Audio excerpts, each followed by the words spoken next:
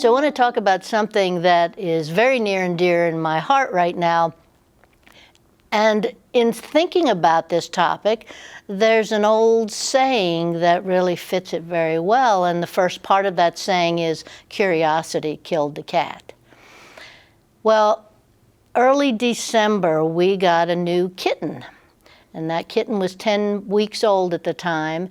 And it has been a fascinating journey to watch this kitten and the curiosity that she has. Her name is Vesper, and she is just, of course, into everything, but her curiosity, like a piece of lint and pushing it around the floor, pieces of food. She does not like to have her treats put in a bowl. She wants them on the floor so she can play with them. Everything is a curiosity.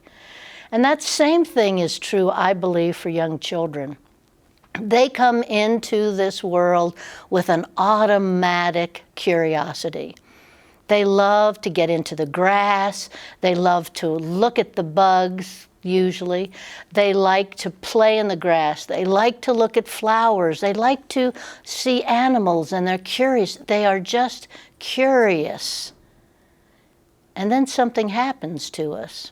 And our curiosity kind of moves away. Our founder, Ernest Holmes, always talked about being open at the top, but Ernest Holmes was also someone that was known as the great question mark because he was curious. He was curious about God. And what we have now in Science of Mind really shows that he was able to work through that curiosity and grow and grow and grow and add to it. He didn't close his top, which some of us do. Some of us, instead of staying open at the top, have chosen to allow it to constrict.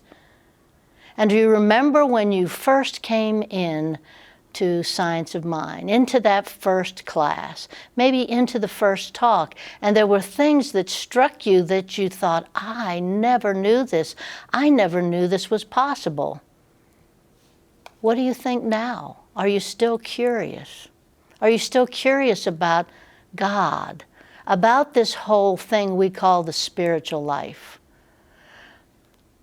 I think about curiosity also as an adult, looking into the stars, and look at the wonderful things that they have discovered as we've looked at the stars. What are you personally curious about? I'm not talking about voyeurism either. I'm not talking about, back in my Pittsburgh days, they would call it nebbiness, being curious, using that word, about somebody's personal business or what's going on in their life. Or I'm not talking about voyeurism, and we are a pretty voyeuristic society. We like to see things that are not really positive. In fact, you know, one of the things that we're always curious about is the weather. It's always amazing to me that on news we spend so much time talking about the weather. And the worse the weather is, the more we want to talk about it. What are you curious about? Are you willing to go back and be curious and find out more about God, more about your spiritual life, more about maybe your spouse, your loved one? Are you willing to be curious, or are you stuck? Are you stuck in the sameness? Are you stuck in that whole idea that you have to have control? You have to know where things are going?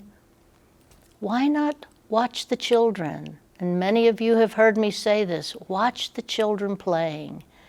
They're curious. And then something happens.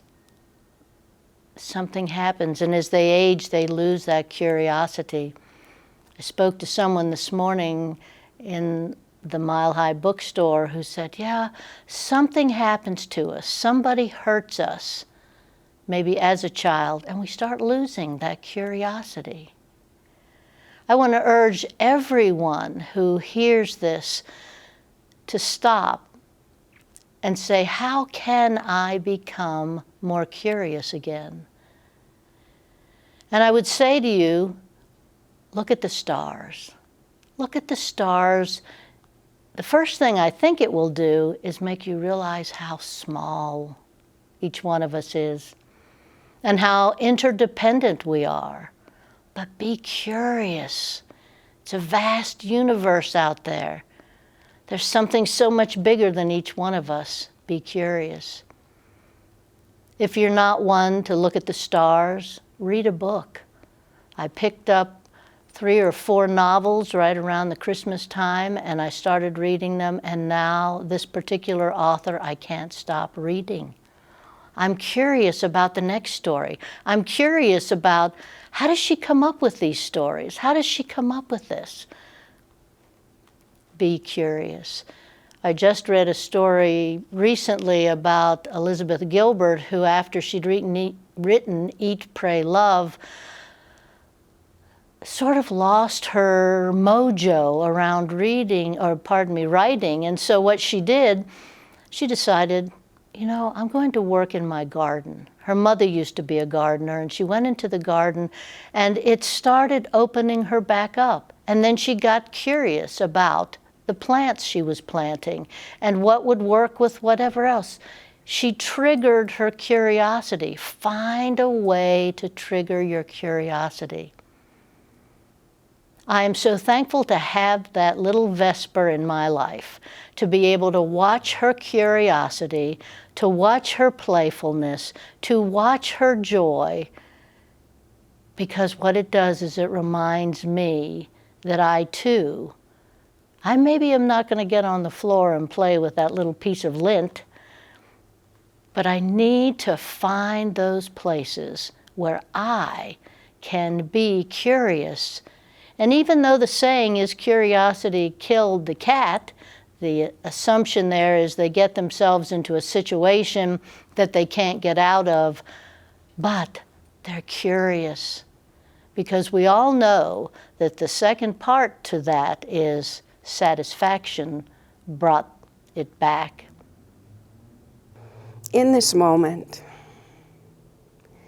there is only God, that presence which is known by many names,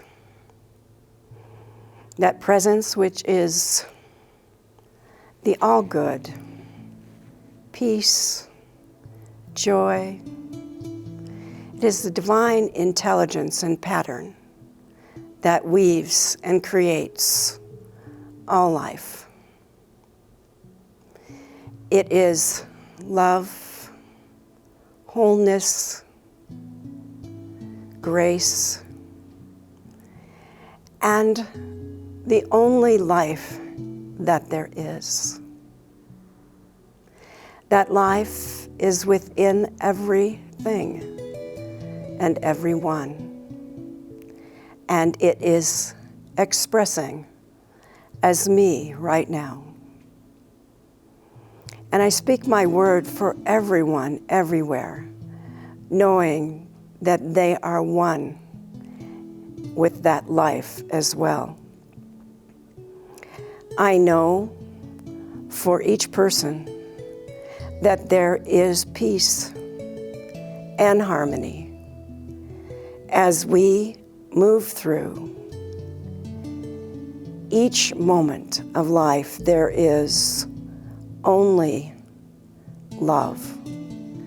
That love is at the very core of us, and it is where God moves through us. That peace and that harmony, if we take a moment to just step back from the daily life, from whatever chaos, division, or maybe even violence,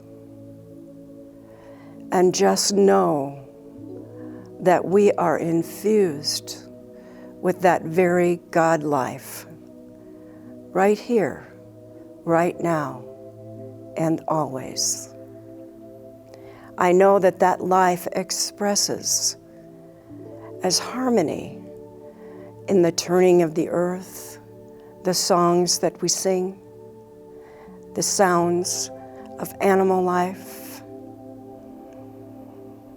the quietness of the snow when it falls, and the gentle rain. I know that each expression of harmony is that of God.